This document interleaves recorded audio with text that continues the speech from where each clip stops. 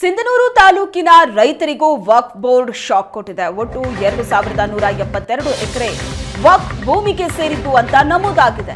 ವಕ್ಫ್ ಆಸ್ತಿ ದಂಗಲ್ ಹಿನ್ನೆಲೆ ಪಹಣಿಯನ್ನ ಪರಿಶೀಲಿಸಿದ್ದಾರೆ ರೈತರು. ಸಿಂಧನೂರು ತಾಲೂಕಿನ 43 ಗ್ರಾಮದ ಹಲವು ರೈತರು ಕಂಗಾಲಾಗಿದ್ದಾರೆ. ಒಂದೊಂದು ಗ್ರಾಮದಲ್ಲೂ 100 ಎಕರೆ ಭೂಮಿ ವಕ್ಫ್ ಪಾಲಾಗ್ತಾ ಇದೆ. ಪಿತ್ರಾರ್ಜಿತ ಆಸ್ತಿಯಲ್ಲಿ ವಕ್ಫ್ ಹೆಸರು ನೋಡಿ ರೈತರಿಗೆ ಆಘಾತ ಆಗಿದೆ. ವಕ್ಫ್ ಬೋರ್ಡ್ ಅನ್ನೋದು ರೈತರ ಪಾಲಿಗೆ ಕರಾಳ ಶಾಸನವನ್ನ ಬರೀತಾ ಇದೆ.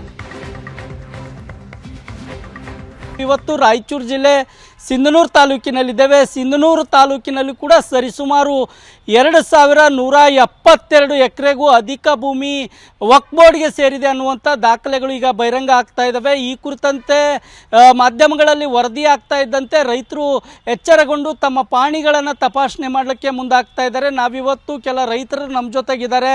ನೀವು ನೋಡ್ತಾ ಇರ್ಬೋದು, ಸಿಂಧನೂರು ತಾಲೂಕಿನ ವಿವಿಧ ಗ್ರಾಮದಲ್ಲೂ ಕೂಡ ಈಗ ರೈತರು ಆತಂಕಗೊಂಡಿದ್ದಾರೆ. ಪಾಣಿಗಳನ್ನು ತಪಾಸಣೆ ಮಾಡಲಿಕ್ಕೆ ಮುಂದಾಗ್ತಾ ಇದ್ದಾರೆ. ಪಾಣಿಗಳಲ್ಲೂ ಕೂಡ ವಕ್ಫ್ ಬೋರ್ಡ್ಗೆ ಸಂಬಂಧಪಟ್ಟಂಥ ದಾಖಲೆಗಳು ಈಗ ಪತ್ತೆ ಆಗ್ತಾ ಇರೋದ್ರಿಂದ ರೈತರು ನಮ್ಮ ಹಿರಿಯರ ಆಸ್ತಿ ಇದಾಗಿತ್ತು, ಆದರೆ ಏಕಾಏಕಿಯಾಗಿ ವಕ್ಫ್ ಬೋರ್ಡ್ ಅಂತ ಹೇಗೆ ಬಂತು ಅನ್ನುವಂಥ ಆತಂಕದಲ್ಲಿ ರೈತರಿದ್ದಾರೆ. 2016ರಲ್ಲಿ ಯಾವುದೇ ರೀತಿಯ ವಕ್ಫ್ ಬೋರ್ಡ್ಗೆ ಸೇರಿದಂಥ ಆಸ್ತಿ ಇರಲಿಲ್ಲ. ನೀವು ನೋಡ್ಬೋದು, ಕಾಲಮ್ ನಂಬರ್ ಖಾಲಿ ಇದೆ. ಅದೇ 2018ರಲ್ಲಿ ನೋಡಿದಾಗ ವಕ್ಫ್ ಬೋರ್ಡ್ ಸುನ್ನಿ ವಕ್ಫ್ ಬೋರ್ಡ್ ಅನ್ನುವಂಥದ್ದು ದಾಖಲಾಗಿದೆ. ಇದು ಕೇವಲ ಒಬ್ಬ ರೈತರ ಪರಿಸ್ಥಿತಿ ಅಲ್ಲ, ಎಲ್ಲ ರೈತರದು ಅದೇ ರೀತಿಯಾಗಿದೆ.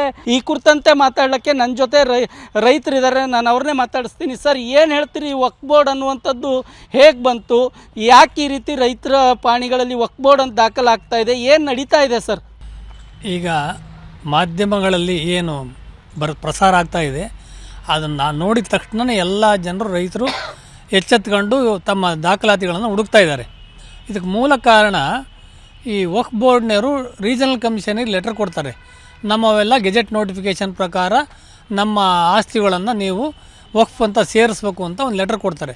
ಅದರ ಮೇಲೆ ರೀಜನಲ್ ಕಮಿಷನ್ ಗುಲ್ಬರ್ಗಾದವರು ಅಸಿಸ್ಟೆಂಟ್ ಕಮಿಷನರಿಗೆ ಸರ್ಕ್ಯುಲರ್ ಕೊಡ್ತಾರೆ. ಈ ಎಲ್ಲ ಏನು ನೋಟಿಫಿಕೇಷನ್ ಆಗಿದಾವೆ 74 ಗೆಜೆಟ್ ನೋಟಿಫಿಕೇಷನ್ ಆಗಿರೋವನ್ನೆಲ್ಲ ನೀವು ವಕ್ಫ್ ಅಂತ ದಾಖಲಾತಿ ಮಾಡಿರಿ ಅಂತ ಲೆಟರ್ ಕೊಡ್ತಾರೆ ಅವರು.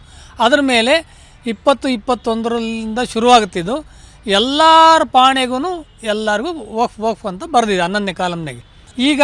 ಈಗ ನೋಡ್ತಾ ಇರೋದ್ರಿಂದ ಈಗ ಬಿಜಾಪುರ ಜಿಲ್ಲೆಯಲ್ಲಿ ದೊಡ್ಡ ಹೋರಾಟ ಪ್ರಾರಂಭ ಆಗಿದೆ. ಆದರೆ ಬಿಜಾಪುರ ಜಿಲ್ಲೆಯ ಉಸ್ತುವಾರಿ ಸಚಿವರು ಅವರಿಗೆ ಸಂಬಂಧಪಟ್ಟಂಥ ಕೆಲವು ತಿದ್ದುಪಡಿ ಮಾಡೀನಿ ಅಂತ ಹೇಳ್ತಾ ಇದ್ದಾರೆ. ಮತ್ತು ಅಲ್ಲಿ ಟಾಸ್ಕ್ ಫೋರ್ಸನ್ನು ಅವರು ನೇಮಕ ಮಾಡಿದ್ದಾರೆ. ಇದನ್ನು ತಿದ್ದುಪಡಿ ಮಾಡಿ ಸರಿಪಡಿಸ್ರಿ, ರೈತರಿಗೆ ತೊಂದರೆ ಆಗೋದು ಬೇಡ ಅಂತ. ಮುಖ್ಯಮಂತ್ರಿಗಳು ಸರಿಪಡಿಸ್ತೀವಿ ಅಂತ ಅವರು ಹೇಳ್ತಾರೆ. ಇದು ಯಾಕೆ ಟಾಸ್ಕ್ ಫೋರ್ಸ್ ಸೀಮಿತವಾಗಿ ಬರೀ ಬಿಜಾಪುರಕ್ಕಿದೆ? ನಾನು ಮುಖ್ಯಮಂತ್ರಿಗಳಲ್ಲಿ ವಿನಂತಿ ಮಾಡ್ತೀನಿ, ಯಾವುದೇ ರೈತರಿಗೆ ತೊಂದರೆ ಆಗಲಾರ್ದಂತೆ ಈ ವಕ್ಫ್ ಕರಾಳ ಶಾಸನದಿಂದ ತೊಂದರೆ ಆಗ್ತಾ ಇದೆ. ಇದನ್ನು ತಪ್ಪಿಸೋದಕ್ಕೆ ನೀವು ಎಲ್ಲ ಜಿಲ್ಲೆಯಲ್ಲೂ ಟಾಸ್ಕ್ ಫೋರ್ಸ್ ಅರೇಂಜ್ಮೆಂಟ್ ಮಾಡಿರಿ. ಅದು ಕಂಪ್ಲೀಟ್ ತನಿಖೆ ಆಗಿ ರೈತರನ್ನ ಈ ತೊಂದರೆಯಿಂದ ತಪ್ಪಿಸ್ಬೇಕು ಅಂತ ಹೇಳಿ ಸರ್ಕಾರಕ್ಕೆ ನಾನು ಒತ್ತಾಯ ಮಾಡ್ತೀನಿ. ಇದಿಷ್ಟು ಇಲ್ಲಿರುವಂಥ ರೈತರು ಹೇಳುವಂಥ ಮಾತು. ರಾಯಚೂರಿಂದ ಕ್ಯಾಮ್ರಾಮನ್ ಶ್ರೀನಿವಾಸ್ ಜೊತೆ ಜಗನ್ನಾಥ್ ಪೂಜಾರ್, ಏಷ್ಯಾನೆಟ್ ಸುವರ್ಣ ನ್ಯೂಸ್.